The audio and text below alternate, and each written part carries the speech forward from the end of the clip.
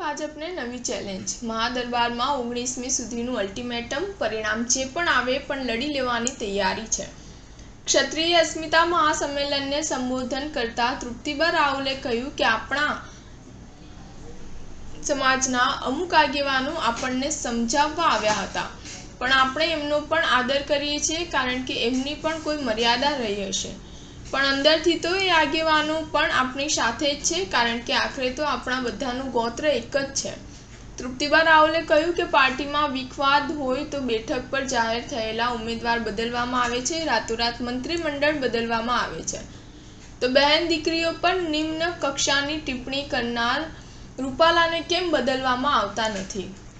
શું તમે એવો સંદેશ આપવા માંગો છો કે સત્તા પર બેસવા માટે આવા રાજકારણીઓ જ્ઞાતિ જાતિની બહેન દીકરીઓ વિશે ગમે એવું નિવેદન આપે?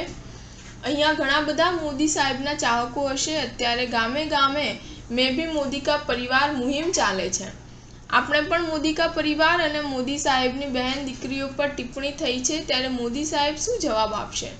મને ઘણા મીડિયા કર્મીઓએ પૂછ્યું કે રૂપાલાની ટિકિટ રદ નહીં થાય તો આગળ શું કરશો? મેં કહ્યું હવે તો કેસરિયા કરીને નીકળી ગયા છીએ, પરિણામ જે પણ આવે લડી લેવાની તૈયારી છે। એક વાત નક્કી છે કે સ્વાભિમાન સાથે સમાધાન નહીં અને ફમાનના ભોગે પણ રાજકારણ નહીં।